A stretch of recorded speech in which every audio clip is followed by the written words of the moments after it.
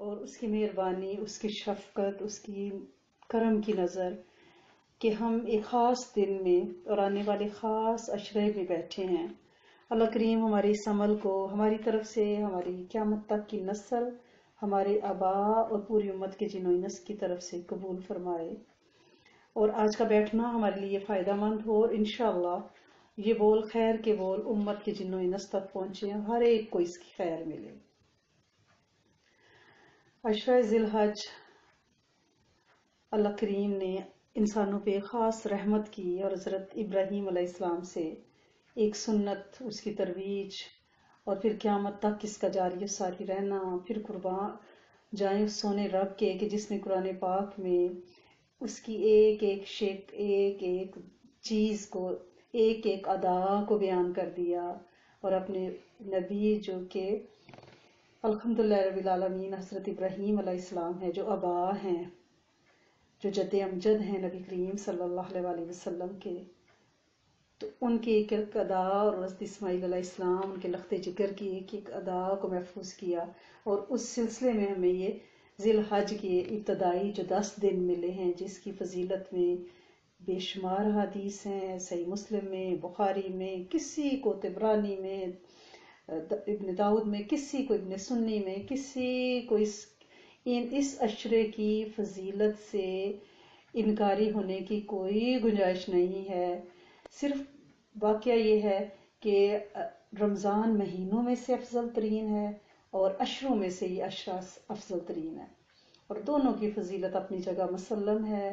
رمضان کے لیے الحمدللہ رب العالمین بہت زیادہ اللہ والوں کی، درویشوں کی کوششیں، اور کچھ رمق بھر ہم بھی انہی کوششوں کو لے کے چل رہے ہیں، اور وہ ہائی لائٹ ہوا ہم نے رمضان کے مہینے کی سیلیبریشن کی۔ اب انشاءاللہ ذی الحج کی سیلیبریشن بھی کریں گے، اور ہر گھر میں ہر فرد کو پتہ ہو کہ یہ عشرہ ذی الحج ہے، اور اس میں دعائیں قبول ہو رہی ہیں، رب کی رضائیں مل رہی ہیں، اور انشاءاللہ امت کی توبہ قبول ہو رہی ہے، اور اس توبہ کے صدقے اللہ کریم ہم سے یہ وبا، یہ پینڈیمک، یہ اس کی ناراضگی انشاءاللہ واپس ہو رہی ہے۔ حضرت ابن عباس یعنی عبداللہ بن عباس فرماتے ہیں کہ نبی کریم صلی اللہ علیہ وسلم نے فرمایا، کوئی دن ایسا نہیں جس میں عمل صالح اللہ کے ہاں ان 10 دنوں کے عمل سے زیادہ پسندیدہ ہوں۔ یعنی یہ جو عشرہ ذی الحج ہے، اس سے زیادہ پسندیدہ اعمال اب سال میں کہیں بھی کریں، اس سے زیادہ نہیں ہے۔ تو صحابہ اکرام نے پوچھا کہ یا رسول اللہ صلی اللہ علیہ وسلم، کیا جہاد بھی، یعنی ان ایام میں جو اعمال کیے جاتے ہیں، تو جہاد تو بہت افضل عمل ہے، کیا اس کا بھی عمل ان اعمال کے برابر نہیں، ان دنوں میں کیے گئے اعمال صالحہ کے برابر نہیں ہے؟ تو آپ صلی اللہ علیہ وآلہ وسلم نے فرمایا، ہاں جہاد بھی اس کے برابر نہیں ہے، مگر وہ شخص جو جان اور مال لے کر گھر سے نکلے، پھر ان میں سے کوئی بھی چیز واپس نہ آئے، یعنی اس کی جان بھی اللہ کی راہ میں لگ جائے، یعنی شہید ہو جائے، اور اس کا مال بھی خرچ ہو جائے۔ یہ بخاری شریف میں روایت ہے۔ اس کا مطلب یہ ہے کہ یہ عشرہ، یہ 9 دن 10 دن جو ہیں عید سمیت، یہ افضل ترین دن ہیں۔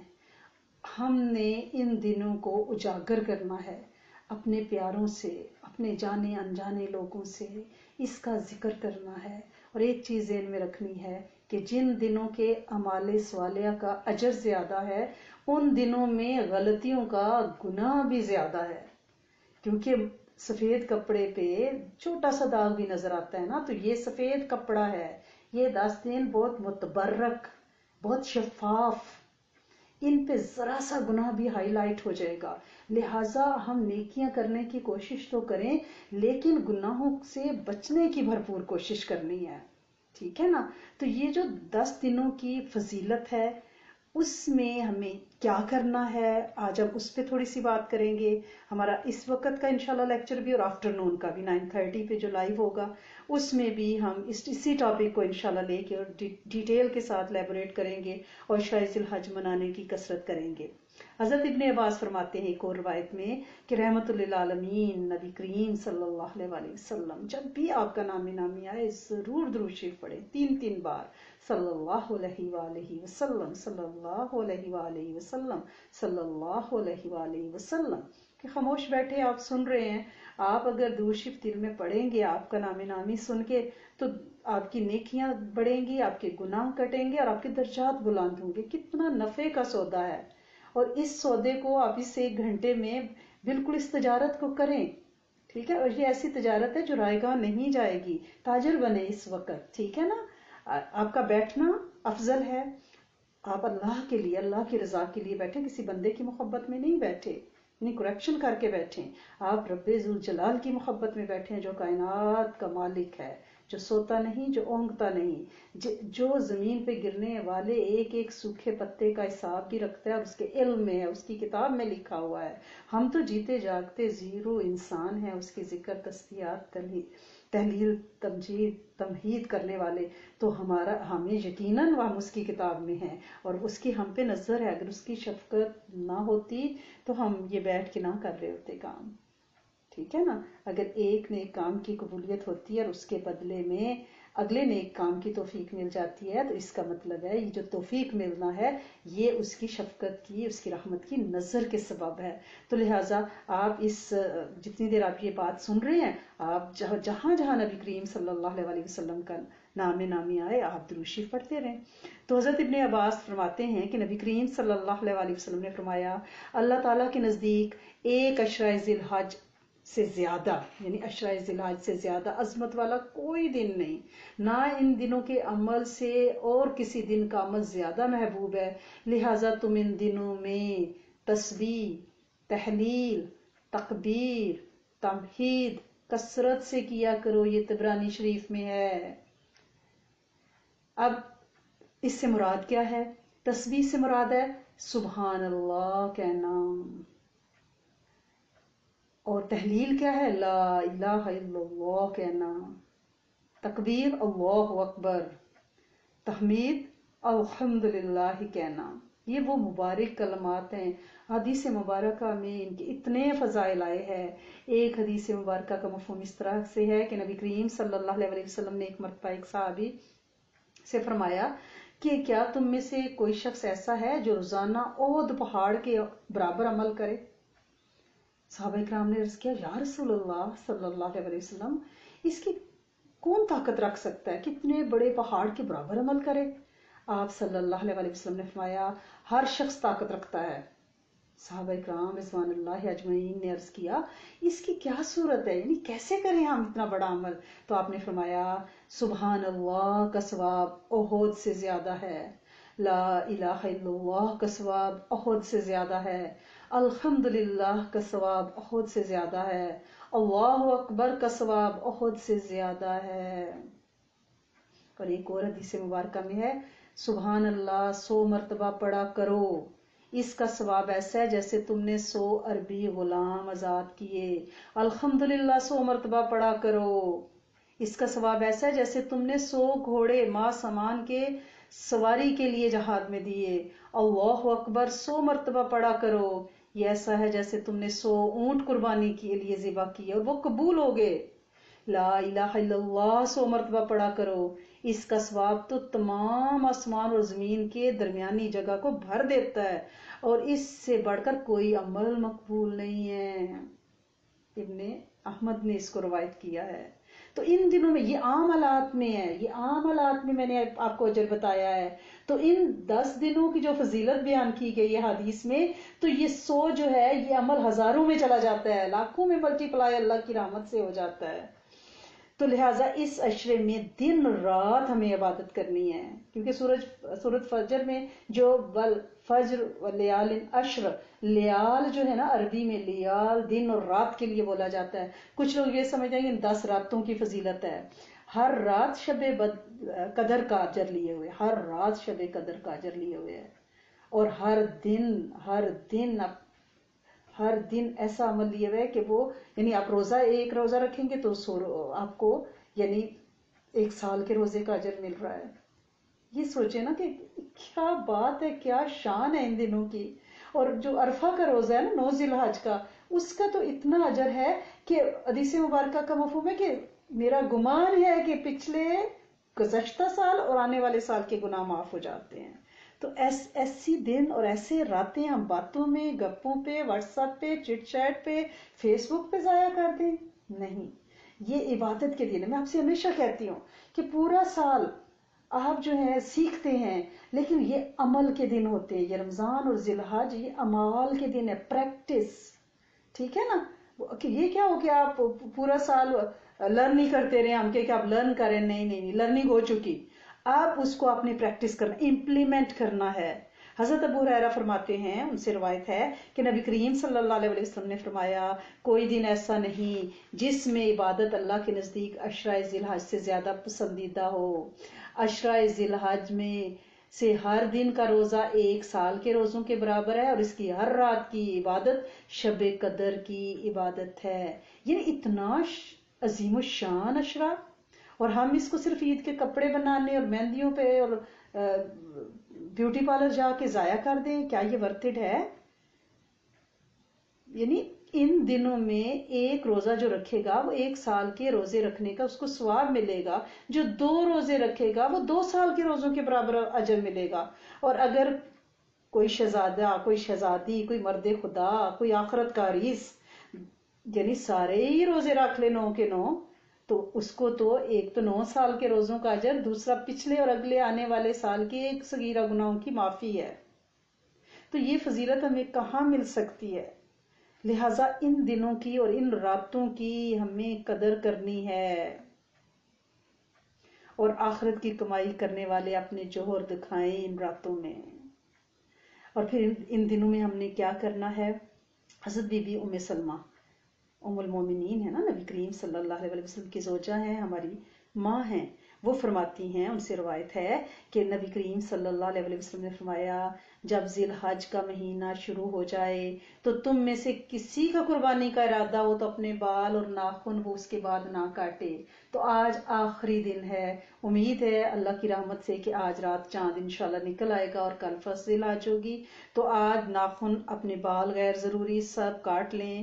اپنی پلکنگ تھریٹنگ جو بھی آپ کرتے ہیں، پہلی بات تو یہ ہے کہ پلکنگ کرنے کی ضرورت کیا، کیوں ایک گناہ کرنے جا رہی ہیں.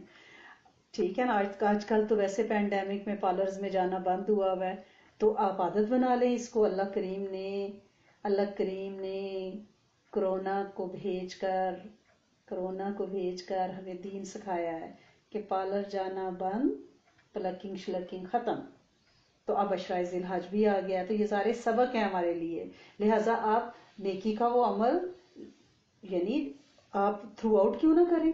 آپ پھر کیوں حدیں توڑیں اور پھر آپ بال منڈوانے چل پڑیں؟ تو لہٰذا آج آپ نے اپنے ناخن، بال، غیر ضروری بال سب تراشیں، اور اس کے بعد آپ نے یعنی یہ نہیں ہے کہ یہ اگر کاٹیں گے تو قربانی نہیں ہوگی، لیکن آپ کو اجر زیادہ ملے گا. ٹھیک ہے نا؟ یہ واجب نہیں ہے، یہ مستحب عمل ہے، لیکن اجر زیادہ ملے گا کہ ہماری جو شباہت ہے، ہمارا جو حلیہ ہے وہ حاجیوں کے ساتھ مل جائے گا نا. کہ حاجی بھی ان دنوں میں کوئی ناخن بال نہیں کاٹتے حج کے دنوں میں، تو پھر اللہ پاک جب ان پہ شفقت کی نظر زمین دنیا پہ فرمائیں گے، ہم بھی ویسے ہی رولے کھلے سے نظر آئیں، مٹی زدہ، تھکے سے، روزے رکھنے والے، عبادتیں کرنے والے، تلبیحات کہنے والے، تسبیحات کہنے والے، تحلیل کہنے والے. تو اللہ پاک ہمیں بھی ان کے ساتھ انشاءاللہ شامل کر لے. لیکن جن لوگوں کی قربانی نہ بھی ہو، تو ایک روایت یہ بھی موجود ہے کہ صحابی نے پوچھا کہ اگر مجھ میں قربانی کی استطاعت نہ ہو تو پھر میں کیا کروں، کیونکہ میرے پاس تو ایک بکری ہے اور اس کا دودھ میرے بچے پیتے ہیں.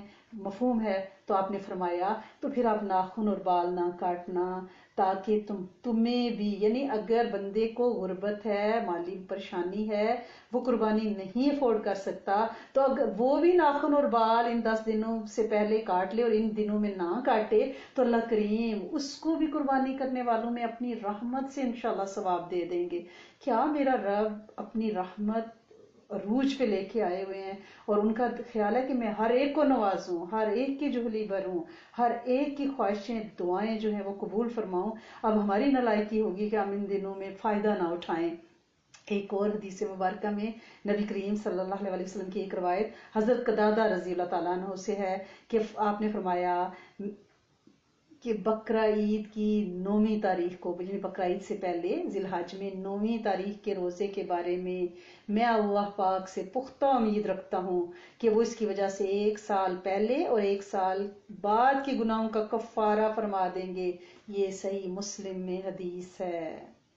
اس کو عرفہ کا دن بھی کہتے ہیں نا۔ یہ پہلے 10 دنوں کی فضیلت تو اپنی جگہ پہ ہے، لیکن عرفہ کے دن، کیونکہ عرفہ کے دن سارے حاجی عرفات میں جمع ہے، ہم ان کی مشابہت اختیار کر رہے ہیں، پھر ہم روزہ رکھ رہے ہیں، پھر ہم ذکر دعا میں مشغول ہیں، تو اس وجہ سے اللہ کریم جو ہے ہم پہ بھی شفقت کی انشاءاللہ نظر فرمائیں گے۔ پھر ایک اور حدیث مبارکہ میں حضرت امیمہ سے روایت ہے کہ نبی کریم صلی اللہ علیہ وسلم نے فرمایا، جس شخص نے دونوں عیدوں یعنی عید الفطر اور عید الاضحیٰ کی راتوں کو ثواب کا یقین رکھتے ہوئے زندہ رکھا، اس کا دل اس دن نہیں مرے گا جس دن لوگوں کے دل مردہ ہو جائیں گے، قیامت کے دن۔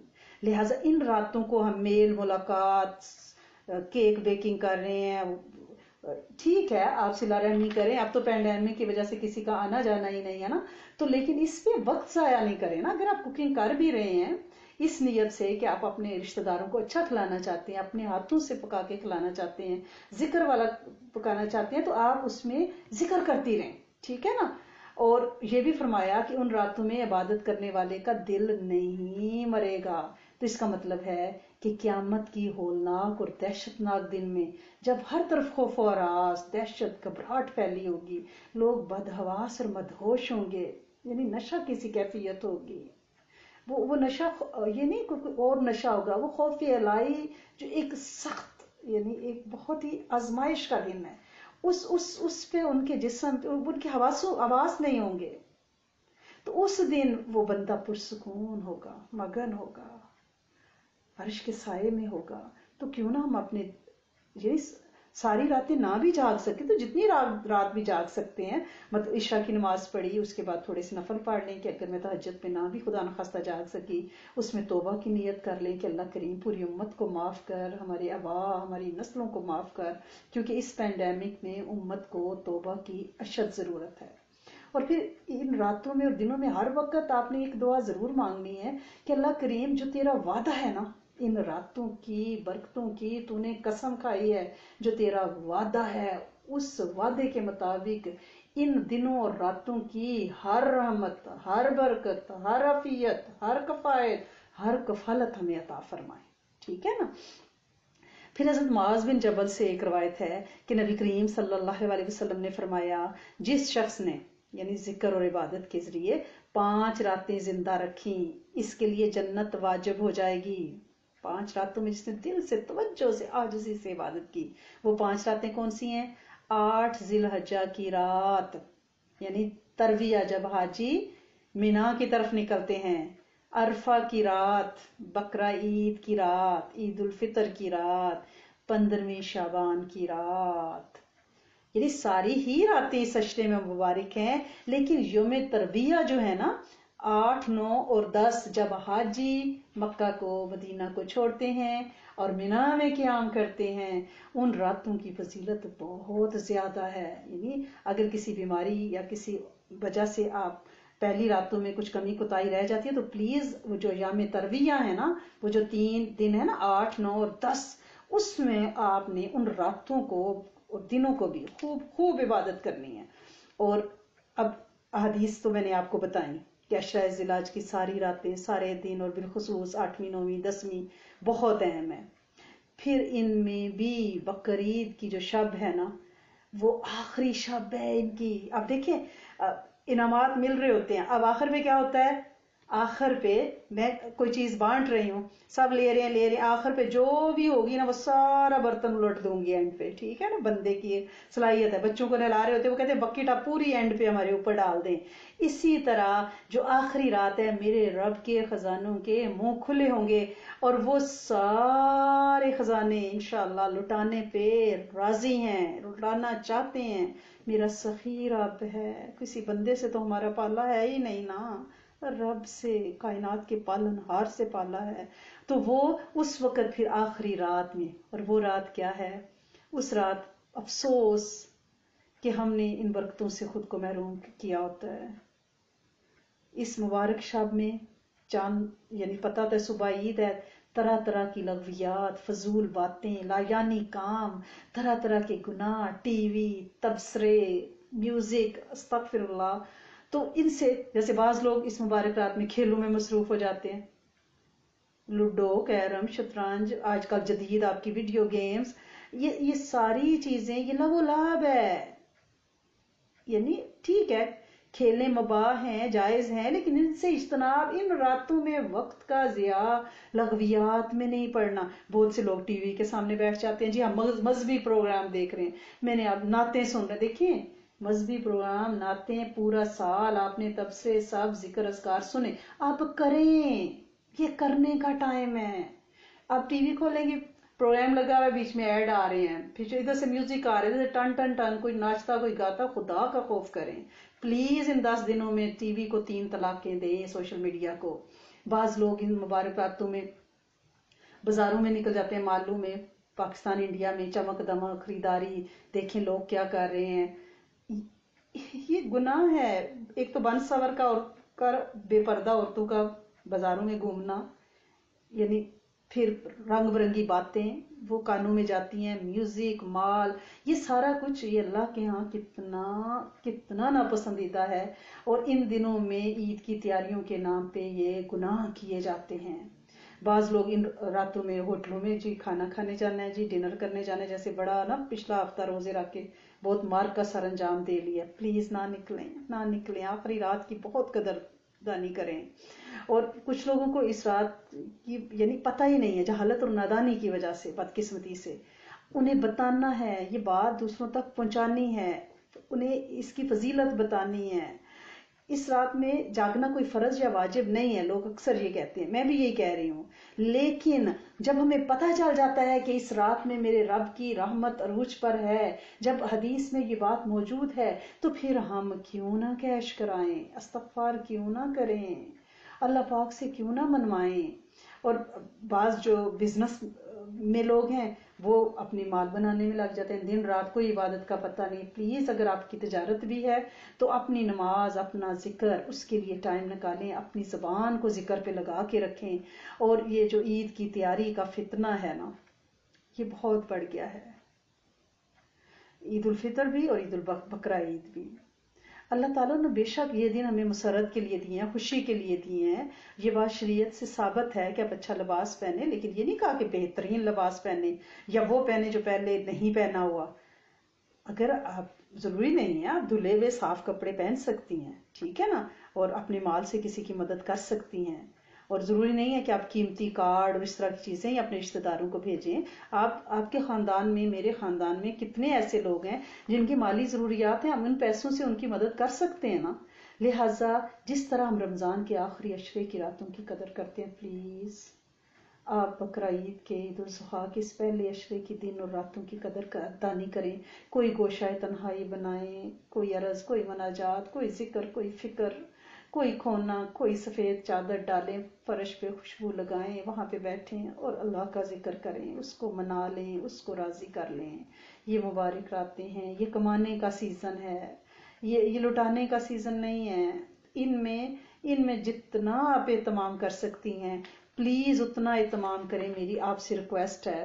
پھر تکبیر تشریق کا آپ کو پتہ ہونا چاہیے. جب چاند نکلے گا نا، آج رات سے ہم ہر نماز کے بعد تکبیرات پڑھنا شروع کر دیں گے.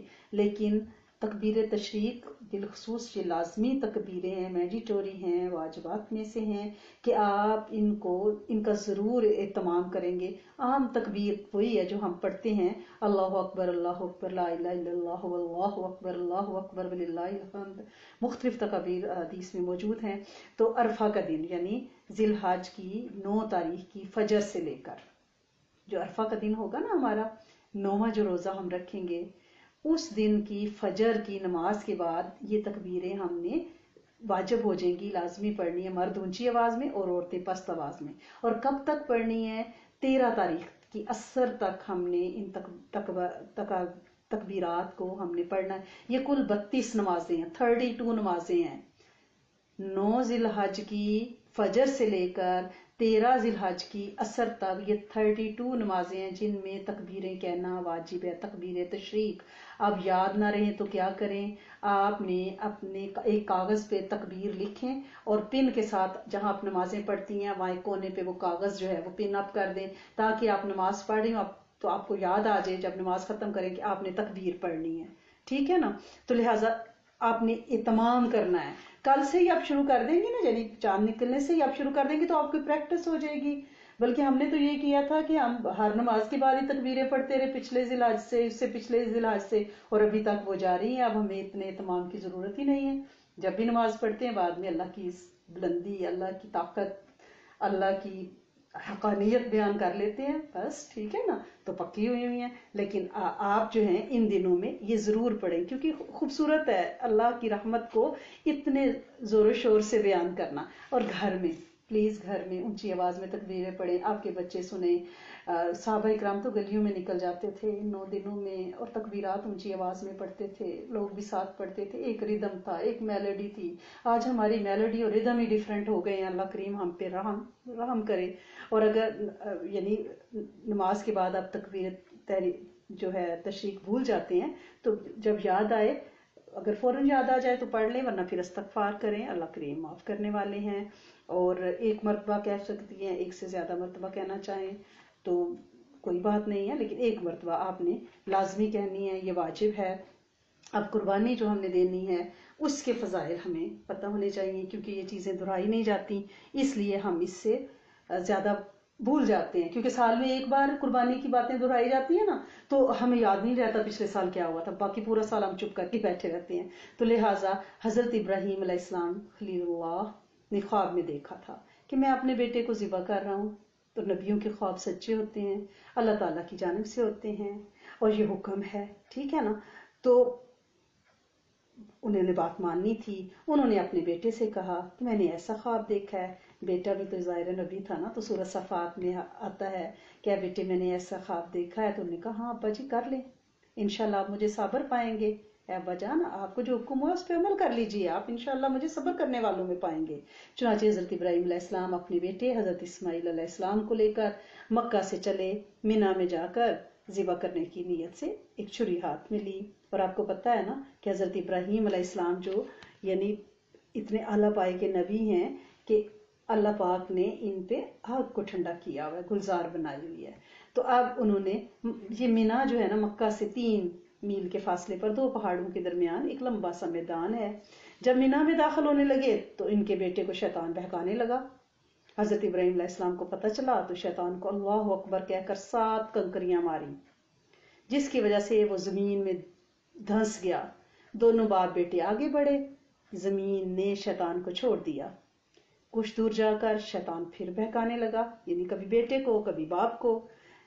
حضرت ابراہیم علیہ السلام نے پھر اسے اللہ اکبر کہہ کر 7 کنکریاں ماری، وہ پھر زمین میں دھنس گیا۔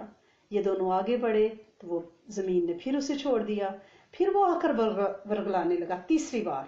حضرت ابراہیم علیہ السلام نے پھر اسے اللہ اکبر کہہ کر 7 کنکریاں ماری، پھر وہ زمین میں دھنس گیا۔ اور اس کے بعد آگے بڑھ کر حضرت ابراہیم علیہ السلام نے اپنے بیٹے کو پیشانی کے بال زمین پر لٹا دیا۔ ابھی ذبح نہیں کرنے پائے تھے، آپ نے چھری چلائی تھی، تکبیر پڑھی تھی، تو اللہ کی جانب سے آواز آئی یا ابراہیم قد صدقت الرؤیا، اے ابراہیم تو نے اپنا خواب سچا کر دکھایا۔ پھر اللہ پاک نے ایک مہنڈا بھیجا جسے اپنے بیٹے کی جانب سے حضرت ابراہیم علیہ السلام نے ذبح کر دیا۔ یہ وہ واقعہ ہے، اور قرآن میں ہے وَفَدَيْنَهُ بِذِبْحٍ عَظِيمٍ۔ سورۃ صفات کا آپ ترجمہ پڑھیں گی تو آپ کو یہ واقعہ تفسیر روح المانی کے حوالے سے اگر آپ پڑھیں گی تو بہت اچھی طرح سے سمجھ آئے گا۔ تو اب قیامت تک ہم جو قربانی کریں گے، ٹھیک ہے نا، اجر اللہ پاک نے اسی عظیم قربانی کا رکھا ہوا ہے، یعنی ذبح تو کیا مینڈا اور ثواب انہیں مل گیا بیٹے کی قربانی کا، کیونکہ دونوں باپ بیٹا دل سے چلے تھے نا، بچے کو لٹا بھی دیا، چولی بھی چلا دی، نیت بھی کر لی، تو لہٰذا واقعے کی ابتدا ہوئی ہے وہاں سے۔ اور حج کے موقع پہ جو 7 کنکریاں ماری جاتی ہیں وہ وہی 3 جگہ ہیں جہاں شیطان نے بہکایا تھا۔ اور یہ جو قربانی ہے نا، اس پورے کے پیچھے یعنی اس ذبح عظیم کے پیچھے شیطان کا بہت بڑا بچاؤ ہے ہمارے لیے۔ کیونکہ میں اپنی بیٹی سے کہہ رہی تھی 2 دن پہلے کہ بیٹا اس بات کو اپنی نسل میں قائم رکھنا کہ ہر بچے کی قربانی دینا، بچے بوڑھے جوان کی، اور ہر ایک بچہ نبی کریم صلی اللہ علیہ وسلم کی قربانی ضرور کرے. اس کی تاثیر نسلوں میں منتقل ہوتی ہے. ایون بچہ آنے کی راہوں پہ ہے، اس کی قربانی وہ اس کی طرف سے صدقہ ہو جائے گی نا، کیونکہ اس پہ فرض تو نہیں ہے قربانی، واجب تو نہیں ہے، ابھی وہ بالغ نہیں ہے. لیکن جب آپ چھوٹے بچے کی قربانی دیتے ہیں تو اس کی مصیبتیں ٹل جاتی ہیں، اس جانور کو ایز اے صدقہ اللہ کریم اس سے قبول کرتے ہیں. پھر اس سے حضرت ابراہیم علیہ السلام کی اس ساری دعاؤں اور شیطان کے بگانے میں سے اجر عظیم عطا فرماتے ہیں. اس کے قریب شیطان نہیں آتا، کیونکہ آپ ایک سنت زندہ کر رہے ہیں حضرت ابراہیم علیہ السلام کی اس بچے کی طرف سے. ہم اپنے بچوں کو مہنگے سے مہنگے کھلونے لے کے دے دیتے ہیں، ہم مہنگے سے مہنگی جگہوں پہ ان کو ڈنر کرا دیتے ہیں، ہم ان کی سالگرہوں کے فتنوں کے نام پہ ان پہ کتنا مال خرچ کر دیتے ہیں. لیکن اگر ہم سال میں ایک بار اپنے بچے کی طرف سے قربانی کر دیں، اس کی پیدائش قبل از پیدائش سے لے کر اس کے بڑے ہونے تک، اور ایک قربانی اس کی اور ایک اس نبی کریم صلی اللہ علیہ وسلم کی، اور جب تک وہ رہے اس میں یہ بات وصیت کی جائے کہ بیٹا اپنی اور نبی کریم صلی اللہ علیہ وسلم کی قربانی صدا کرنا. اور یہاں ہمارے بچے اتنی چھوٹی عمر میں جاب کرنے لگ جاتے ہیں، کمانے لگ جاتے ہیں. آپ ان سے کہیں کہ بیٹا آپ کی قربانی کے پیسے جمع کریں، ذی الحج آنے والا ہے. بچوں کو پتا ہونا چاہیے. اور آپ کو پتا ہی نہیں ہے، یہ جو جانور ذبح کرنا ہے نا، جانور کا خون بہانا ہے، اس کے ایک ایک جانور کے عضو کے بدلے آپ کی عضو کی بچت ہوتی ہے، حفاظت اور سیفٹی ملتی ہے. جانور کی آنکھ کے بدلے آپ کی آنکھ محفوظ، اس کے دل کے بدلے آپ کا دل محفوظ، کیونکہ آپ نے صدقہ اتارا ہے اپنے ایک ایک جسم کا. وہ زندہ جانور کیوں ذبح کیا جاتا ہے؟ یعنی آپ یہ پیسہ اگر کسی شخص کی بچی کی شادی پہ لگا دیں، کسی کو حج کرا دیں، تو اس کا وہ اجر نہیں ہے جو قربانی کا اجر ہے. قربانی جانور ہی کیوں ذبح کرنا ہے؟ اور آج کل جو ہمارے اسکولوں میں اس طرح کے وہ ہیومینٹی کے نام پہ وہ کہا جا رہا ہے کہ یہ آپ لوگ کتنے خدا نخواستہ ظالم ہیں، کتنے جانور ہر سال ذبح کر دیتے ہیں، تو آپ کو ترس نہیں آتا؟ یہ جو آج سو کالڈ ویجیٹیرین جنریشنز آ رہی ہیں، تو اب جانوروں کی محبت انہیں انسانوں کی محبت سے زیادہ چڑھ گئی ہے، اور رب کی محبت سے زیادہ انہیں جانوروں کی محبت چڑھ گئی ہے. وہ رب جو جانوروں کا بھی خالق مالک ہے، اور قیامت تک یہ قربانی حضرت ابراہیم علیہ السلام سے لے کر ہوتی رہے گی. کبھی کسی نے بتایا کہ دنیا میں بکریاں کم ہو گئی، یا اونٹ کم ہو گئے، یا گائے کم ہو گئی؟ نہیں نہ ہوئی، کیونکہ اس کے ساتھ ان جانوروں کے ساتھ قربانی کی برکتیں ہیں. تو لہٰذا اپنے بچوں میں یہ بات پکی ڈالنی ہے کہ بیٹا جانور جو ذبح ہوگا وہی قربانی ہے، اور یہ اس جانور کے ہر عضو میں سے جو خون بہے گا وہ ایکچولی آپ کی اس آنکھ، اس دل، کان، ٹانگ، بازو کی حفاظت ہے، کیونکہ اس کا صدقہ ہو گیا ہے. ٹھیک ہے نا؟ حضرت بی بی عائشہ صدیقہ سے روایت ہے کہ نبی کریم صلی اللہ علیہ وسلم نے فرمایا، بقرہ عید کی 10 تاریخ کو کوئی نیک عمل اللہ کے نزدیک قربانی کا خون بہانے سے بڑھ کر پیارا اور پسندیدہ نہیں، اور قیامت کے دن قربانی کرنے والا اپنے جانور کے بالوں، سینگوں اور کھروں کو لے کر آئے گا. یعنی یہ چیزیں عظیم ثواب کا اس کے لیے ذریعہ ہوں گی. آپ نے فرمایا قربانی کا خون زمین پر گرنے سے پہلے اللہ کے نزدیک شرف قبولیت حاصل کر لیتا ہے، لہٰذا تم خوش دلی سے قربانی کیا کرو. یہ ترمذی شریف کی روایت ہے. حضرت ابن عباس سے روایت ہے کہ نبی کریم صلی اللہ علیہ وسلم نے بقرہ عید کے دن فرمایا، آج کے دن کوئی شخص قربانی سے بہتر عمل نہیں کر سکتا الا یہ کہ صلہ رحمی کرے. یاد رہے کہ صلہ رحمی نفلی قربانی کا بدل تو ہو سکتی ہے، واجب قربانی کا نہیں. واجب قربانی جو ہر شخص جو کماتا ہے، جو صاحب مال ہے. اکثر پوچھا جاتا ہے قربانی کس پہ یعنی واجب ہے، تو ہر وہ شخص جس پہ زکوٰۃ واجب ہے، یعنی جس کے پاس 52.5 تولے چاندی، 7.5 تولے سونا کے مالیت کے برابر اثاثہ یا مال ہوگا، اس پہ قربانی واجب ہے. ہم باقی تو ساری یعنی عیاشیاں کرتے رہتے ہیں، جب قربانی کا نام آتا ہے تو ہم کہتے ہیں گھر کے سربراہ نے دے دی، سب کی طرف سے ہوگی. کیسے ہو گئی بھائی؟ کبھی یہ آپ نے کہا ہے کہ ابا جان بزنس کر رہے ہیں، ان کو اللہ پاک برکت دے رہے ہیں، باقی بچوں کو بھی وہی رزق کافی ہے، باقی بچوں کو نہ ہو؟ وہاں تو آپ کہتے ہیں کہ ہر ایک کے اکاؤنٹ میں ملین ٹریلین ڈالر ہو. وہاں تو آپ یہ نہیں کہتے کہ ابا جان کے پاس گاڑی ہے تو بچوں کی طرف سے وہ کفایت کرے گی. وہاں تو آپ کہتے ہیں ہر بچے کے پاس علیحدہ گاڑی ہو. وہاں تو عام حالات میں آپ یہ تو نہیں کہتے کہ ابا جان کے پاس گھر ہے تو باقی بچوں کے لیے اسی میں کفایت ہے، آپ کہتے ہیں ہر بچے کا علیحدہ گھر ہو، لیکن جب رب کے نام پہ قربانی کرنے کی باری آتی ہے تو پھر کہا جاتا ہے گھر کے سربراہ نے کر دی اور سب کی طرف سے ہوگی؟ بالکل نہیں۔ آپ اپنے اکاؤنٹس کو پلیز درست کر لیں، اپنے بچوں میں یہ بات بڑی بچپن سے ڈالیں۔ ایک تو یہ جو برین واشنگ ہو رہی ہے، جانوروں کو ذبح کرنے کے نام پہ نام نہاد ہمدردیاں اسکولوں میں بچوں کے ذہنوں میں ڈالی جا رہی ہیں، تو ان کی قربانی کی اہمیت اس کے خدا نخواستہ ذہن سے کم ہو رہی ہے۔ اگر یہ باتیں ہائی لائٹ نہ کی گئیں تو ہماری نسلیں کہاں کھڑی ہو جائیں گی؟ ان کا خیال ہے کہ دنیا میں اتنے لوگ بھوکے مارے ہیں اور ہم جانور ذبح کر رہے ہیں۔ یہ حکم ہے، حکم میں کوئی سوال نہیں ہے۔ جہاں رب کا حکم ہے وہاں کوئی ہیل و حجت نہیں ہے، کوئی آرگیومنٹ نہیں ہے، وہاں پہ آپ نے وہ ماننا ہے، آمنا و صدقنا، ٹھیک ہے نا؟ وہ صداقت ہے، آپ نے اس کو ماننا ہے، لہٰذا اس کا کوئی سبسٹیٹیوٹ نہیں ہے۔ اور ایک حدیث مبارکہ میں ہے، حضرت علی کرم اللہ وجہ سے روایت ہے کہ نبی کریم صلی اللہ علیہ وسلم نے ارشاد فرمایا، اے فاطمہ رضی اللہ تعالیٰ عنہ، جاؤ اپنی قربانی پر حاضری دو، کیونکہ اس کے خون سے جو ہی پہلا قطرہ گرے گا تمہارے سارے گناہ معاف ہو جائیں گے، نیز وہ جانور قیامت کے دن اپنے خون اور گوشت کے ساتھ لایا جائے گا، پھر اسے 70 گنا بھاری کر کے تمہارے میزان میں رکھا جائے گا۔ حضرت ابو سعید رضی اللہ تعالیٰ عنہ نے جب یہ عظیم الشان فضیلت سنی تو بے اختیار کہا، یا رسول اللہ، کیا یہ فضیلت عظیمہ صرف آل محمد صلی اللہ علیہ وسلم کے ساتھ خاص ہے یا سب کے ساتھ ہے؟ یعنی کیونکہ آپ بی بی فاطمہ تو زہرا سے فرما رہے تھے نا، تو آپ نے فرمایا یہ عظیم الشان فضیلت آل محمد صلی اللہ علیہ وسلم کے لیے تو بطور خاص ہے اور تمام مسلمانوں کے لیے بھی عام ہے، ٹھیک ہے نا؟ تو لہٰذا ہمیں کیا کرنا ہے؟ ہمیں قربانی جانور ہی ذبح کرنا ہے۔ ایک اور حدیث مبارکہ میں حضرت ابن عباس سے روایت ہے کہ نبی کریم صلی اللہ علیہ وسلم نے فرمایا، عید کے دن قربانی کا جانور خریدنے کے لیے پیسے خرچ کرنا اللہ کے یہاں اور چیزوں میں خرچ کرنے سے سب سے زیادہ افضل ہے۔ یعنی عید کے دن جو آپ پارلر اور اپنے ہیئر سیٹ کروانے پہ اور جو ڈریسز پہ اور جو بریانیوں، نہاریوں، باربیکیوز پہ خرچ کریں گے نا، اس سب سے افضل کیا ہے؟ جو پیسے آپ نے اس دن جانور ذبح کرنے پہ خرچ کیے ہوئے ہیں۔ حضرت زید بن ارقم رضی اللہ تعالیٰ عنہ فرماتے ہیں کہ صحابہ اکرام نے عرض کیا، یا رسول اللہ صلی اللہ علیہ وسلم، یہ قربانی کیا ہے؟ آپ نے فرمایا، یہ تمہارے باپ ابراہیم علیہ السلام کی سنت ہے۔ انہوں نے عرض کیا، یا رسول اللہ صلی اللہ علیہ وسلم، اس میں ہمارا کیا فائدہ ہے؟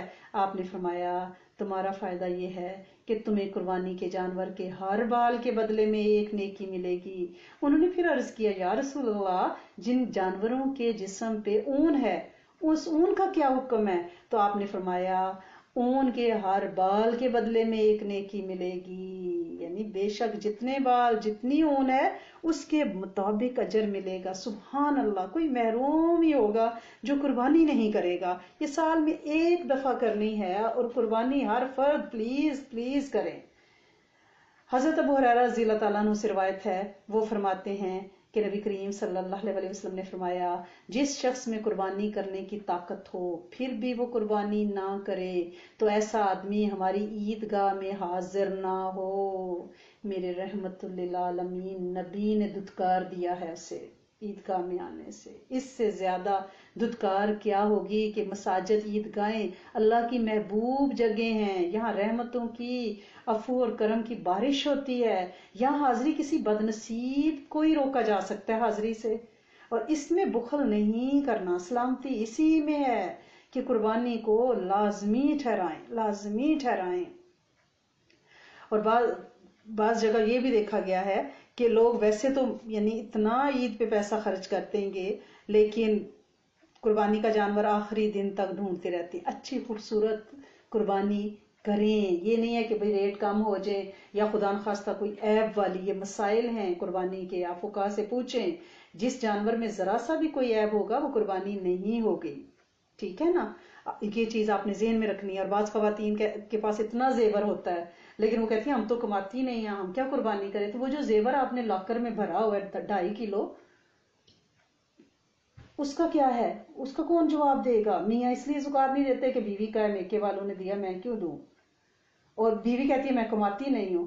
آپ کو پتہ ہے نا کہ یہ مالیت آپ کی ذمہ داری ہے، آپ اس کی مالک ہیں، آپ پہ زکوٰۃ واجب ہے، آپ کو زکوٰۃ دینی ہے اور پھر قربانی بھی دینی ہے، کیونکہ اتنی ملکیت ہے آپ کی، صرف زکوٰۃ ہی نہیں ہے، قربانی بھی آپ پہ واجب ہوگی کیونکہ آپ مالدار ہیں۔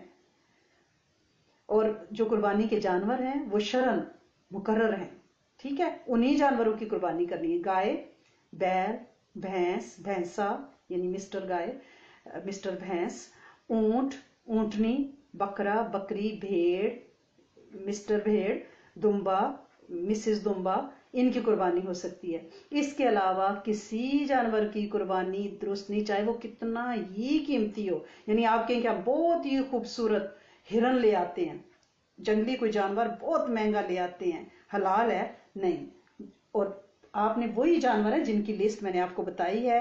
اور یہ بھی ذہن میں رکھنا ہے، بعض لوگ کہتے ہیں اونٹ میں 10 حصے، ایسی کوئی بات نہیں ہے، گائے، بیل، بھینس، بھینسا، اونٹ، اونٹنی، اس کے 7 حصے ہیں، ٹھیک ہے نا، 7 بندے ان میں قربانیاں ڈال سکتے ہیں، یعنی ایک ایک بھی حصہ ڈال سکتے ہیں، 2 بھی ڈال سکتے ہیں، یا ایک حصہ اپنا، ایک قربانی کا یعنی آپ نے ڈالا، ایک آپ صدقہ اپنا ڈال سکتی ہیں، ایک آپ نبی کریم صلی اللہ علیہ وسلم کے بہاف پہ قربانی ڈال سکتی ہیں، اور ڈالنی چاہیے ہمیں، ان کا ہم کلمہ پڑھتے ہیں، ان سے ہم محبت کے گیت گاتے ہیں اور بڑی باتیں کرتے ہیں، بڑی سیرت سب دھن دھن کے پڑھتے ہیں، لیکن نبی آخر الزمان کی قربانی نہ دی جائے، جن کی شفاعت کے ہم امیدوار ہیں میدان حشر میں، جن کی نصر رحمت کے ہم ملتجی ہیں، اور جن کو شفاعت کا حق ملے گا، اور جن کا ہم کلمہ پڑھتے ہیں ہر وقت، جن کے کلمے کی وجہ سے ہم دائرہ اسلام میں داخل ہوئے ہیں، ہم ان کی قربانی نہ دیں تو لہٰذا آپ ان کا حصہ ڈال سکتی ہیں، آپ پوری امت کی طرف سے نفلی قربانی کر سکتی ہیں، اس کی بہت تاثیر ہے کہ ایک آپ نفلی قربانی کریں گی اور اس کا ثواب آپ پوری امت کو پہنچائیں، اور یہ ہوا ہے۔ حضرت علی کرم اللہ وجہہ نے نبی کریم صلی اللہ علیہ وسلم کے وصال کے بعد ان کی طرف سے قربانی کی ہے، تو اس کا مطلب ہے کہ نبی کریم صلی اللہ علیہ وسلم کی طرف سے قربانی کی جا سکتی ہے، اور پھر نبی کریم صلی اللہ علیہ وسلم نے پوری امت کے بہاف پہ نفلی قربانی کی ہے، لہٰذا نفلی قربانی یعنی ایک قربانی آپ کریں گے اس میں نفلی قربانی کی نیت کریں گی کہ بھئی میں یہ ثواب پوری امت کے لیے ہدیہ کرتی، اس کی تاثیر آپ کو بہت ملے گی، جانوروں کی عمر کا خیال رکھنا ہے، اور یعنی وہ بالکل یعنی صحیح حالت میں آپ صلی اللہ علیہ وسلم نے فرمایا کہ قربانی کے جانور کے آنکھ کان خوب اچھی طرح دیکھ لیں، ایسے جانور کی قربانی نہ کریں جس کا کان کا پچھلا اگلا حصہ کٹا ہوا ہو، اس کی یعنی یہ چرا ہوا ہو یا سوراخ ہو اس کے کان میں، یہ ترمذی شریف میں روایت ہے، لہٰذا جانور بے عیب ہو، لنگڑا کانا، بیمار، دبلا، بہت سڑا سکھا ہوا نہ ہو، یعنی دیکھ کے خوب چھان پھٹک کر کے، اگر آپ وہاں رہتے ہیں، ہم جو پردیسی ہیں ہم تو پھر اعتبار کرتے ہیں نا جس کو ہم کہتے ہیں اس پہ،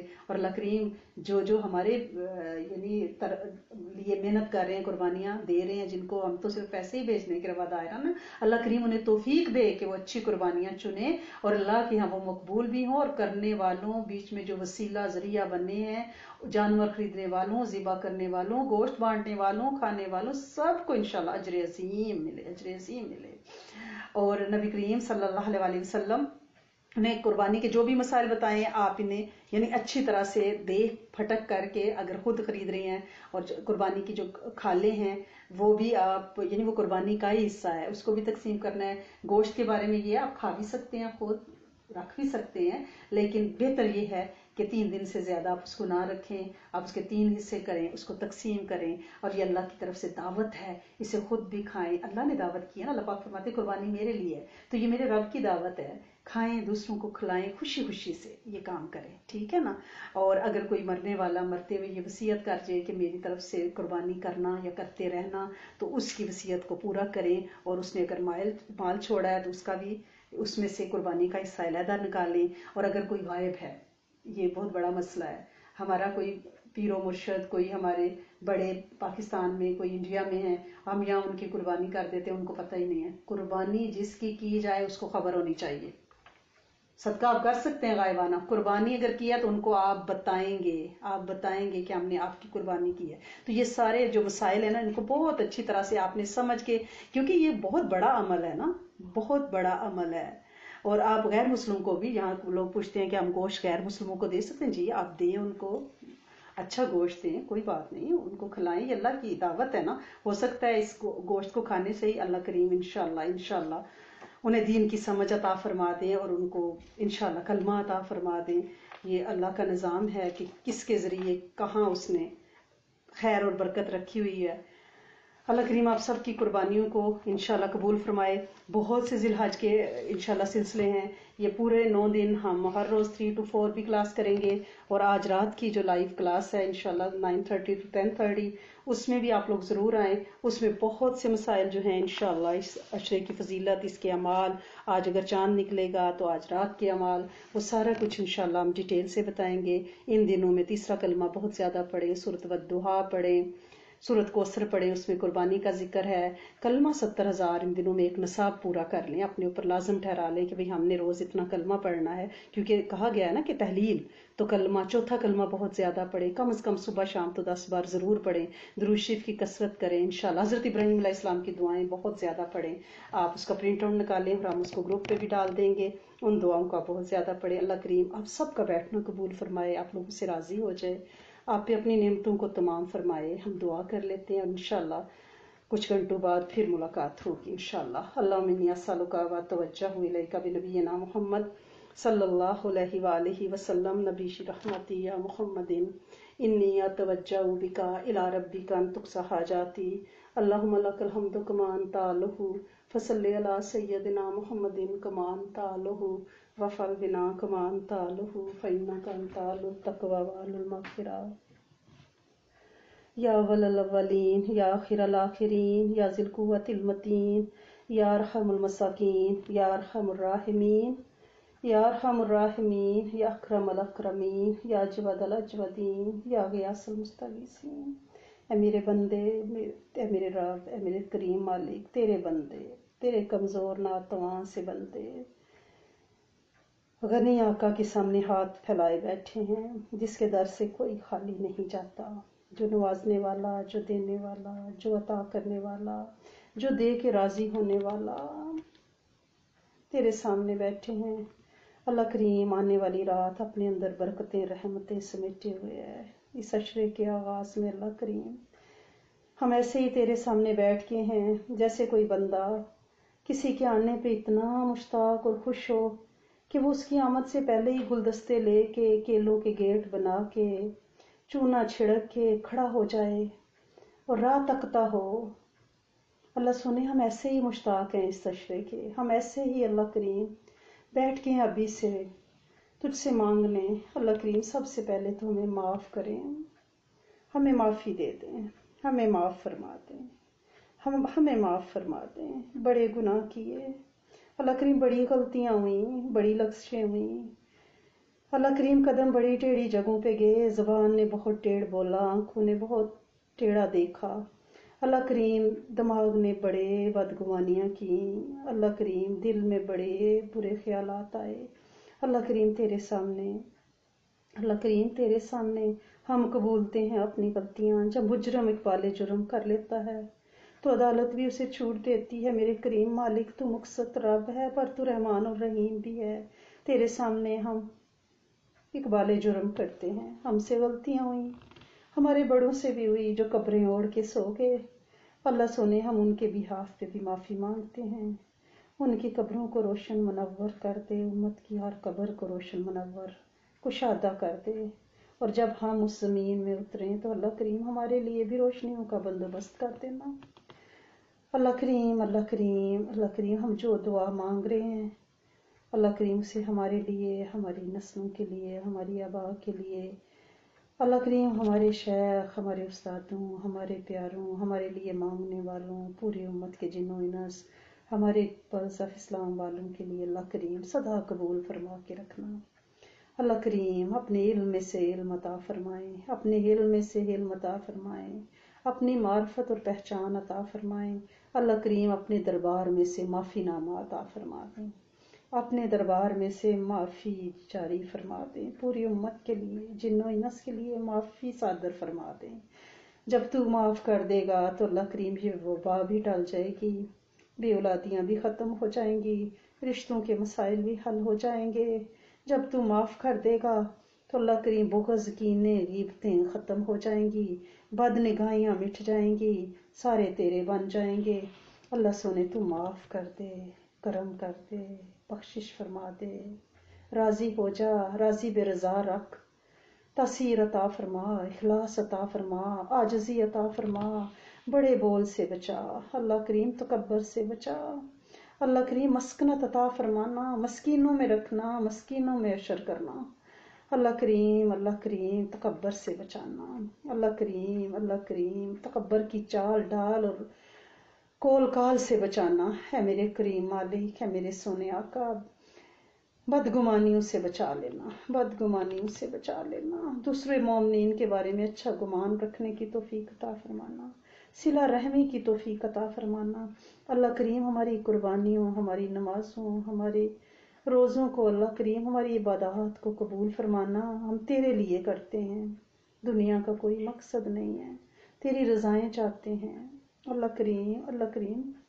تجھے یہ باتیں پسند ہیں، تو چاہتا ہے تیرے بندے کریں، اللہ کریم تیری عبدیت، اللہ کریم تو معبود، اللہ کریم ہم تیرے بندے، اللہ کریم خادم کوئی کام دوڑ دوڑ کے کرے تو آقا راضی ہو جاتا ہے، اللہ کریم کوئی ایسا نوکر ہو کہ اس کے ساتھ صرف برتن دھونے اور کپڑے دھونے کی ڈیل ہو، اس پہ تنخواہ ہو، اور اللہ کریم وہ جھاڑو بھی دے دے، اللہ کریم وہ پانی بھی بھر دے، پیر بھی دبا دے، مساج بھی کر دے، دوڑ دوڑ کے کام کرے، نئے نئے جھاڑو خرید کے لائے کہ اس سے صفائی اچھی ہوتی ہے، اس سے ویکیوم اچھا ہوتا ہے، تو مالک اس سے کتنا راضی ہو جاتا ہے۔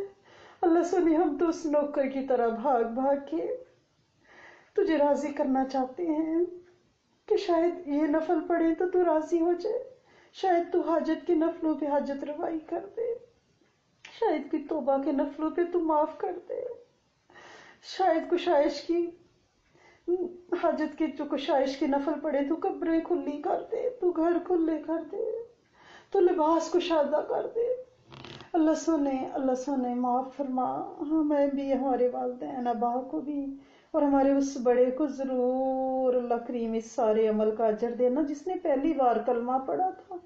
اللہ کریم اپنا مذہب بدلنا کتنا مشکل کام ہے، جس ہستی نے پہلی بار کلمہ پڑھا اور آج ہم کلمہ گو ہیں، ہمارے اس بڑے کی قبر کو خوب خوب خوب روشن کرنا، خوب کشادہ کرنا۔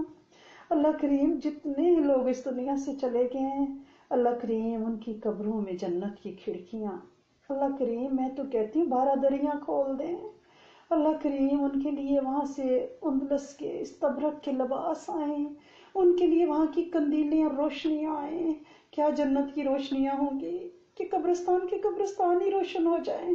سونے تو کر دے، تیری بڑی مہربانی ہے، قبر کے اندھیروں سے بڑا ڈر لگتا ہے، اللہ کریم یہاں تھوڑا سا اندھیرا ہو تو ہماری سانس رکنے لگتی ہے، اللہ سونے اپنی کمروں میں نائٹ بلب نہ ہو تو اللہ کریم ہمیں خوف آتا ہے، اللہ کریم قبر کی اتھاہ گہرائیوں پہ ہمارا کوئی پرسان حال نہیں سوائے تیرے، اللہ کریم معاف فرما دینا، کرم کر دینا، اللہ سنے ہر مریض پہ رحم، اللہ کریم ہر مریض شفا پا جائے، اللہ کریم ہمارے بڑے پیارے اللہ کریم بڑی تکلیفوں میں ہیں، اس وبا نے گھر گھر کو پکڑ لیا، اللہ کریم بالخصوص انڈیا کے جو حالات ہیں، اللہ کریم رحم کر، اللہ کریم کرم فرماؤ اقلیت پہ، اللہ کریم ہمارے بہن بھائیوں کی وہاں حفاظت فرما، ہمارے پاکستان میں بھی حفاظت فرما، اللہ کریم کشمیر، یمن، لبنان، سیریا، اللہ کریم رحم فرما، ہمارے انسانی بھائیوں پہ بھی، ہمارے ایمانی بھائیوں پہ بھی، پورے عالم پہ رحم فرمائیں، پوری امت کو عطا فرمائیں، پوری امت سے راضی ہو جائیں، پوری امت کی اللہ کریم جھولیاں بھر دیں، اللہ کریم جس نے دعا کے لیے ہاتھ اٹھائے ہیں، اللہ کریم جو اٹھائے گا، اللہ کریم وہ ساری خیریں جو تیرے مدینے والے نے چاہیں وہ انہیں عطا فرما، ان سارے شرور سے پناہ دے جن سے آپ صلی اللہ علیہ وسلم نے پناہ چاہی، اللہ کریم بڑے لوگ دعا کے لیے کہتے ہیں، اللہ کریم ہماری بہت سی بچیاں اپنے سسرالی مظالم کا شکار ہیں، اللہ کریم ان بچیوں پہ رحم فرما، ان کے گھروں کو آباد کر دے، اللہ کریم انہیں صبر اور استقامت دے، اللہ کریم ان پہ فضل اور کرم کر دے، اللہ کریم ان کے آنسوں کی قدردانی کر، اللہ کریم ہر بچی اور بچے کا گھر آباد شاد رہے، اللہ کریم ہر بیمار کو شفا ملے، ہر بے ہدایت کو ہدایت ملے، ہر بے رو رہا کو راستہ دکھا، ہر نشئی کو نشے سے بچا۔ اللہ کریم وہ سیل فون کا نشہ، وہ گاڑیوں کا نشہ، وہ لڑکیوں کا نشہ، وہ لڑکوں کا، وہ اللہ کریم سوشل میڈیا کا، اللہ کریم ہر نشے عیب سے بچا، علت ذلت قلت سے حفاظت فرما۔ اللہ کریم نسلوں کو ضائع ہونے سے بچانا، نسلوں کو ضائع ہونے سے بچانا۔ اللہ کریم نسلوں کو ضائع ہونے سے بچانا۔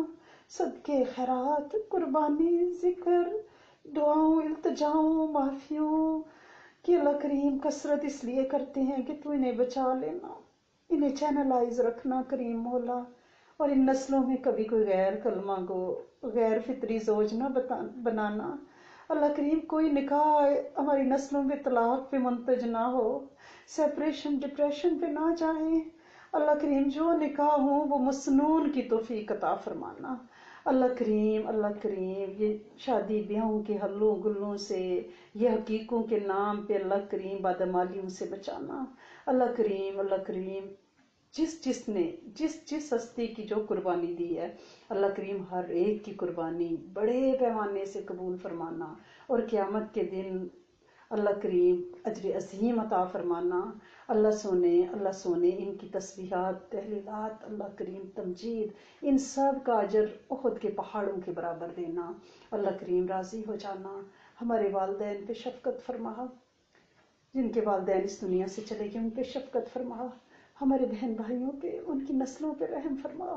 اللہ کریم کسی کو بے نام نہ رکھنا، بے مراد نہ رکھنا، شقی القلب ہونے سے بچانا، بدبختیوں سے بچانا۔ اللہ کریم نیک بخت رکھنا، قرآن ان کے سینوں میں محفوظ رکھنا، ان سے ان کی نسلوں سے راضی ہو جانا، معاف فرما دینا، کرم کر دینا، عافیتیں دینا، آفتوں سے بچانا، بن مانگے صدا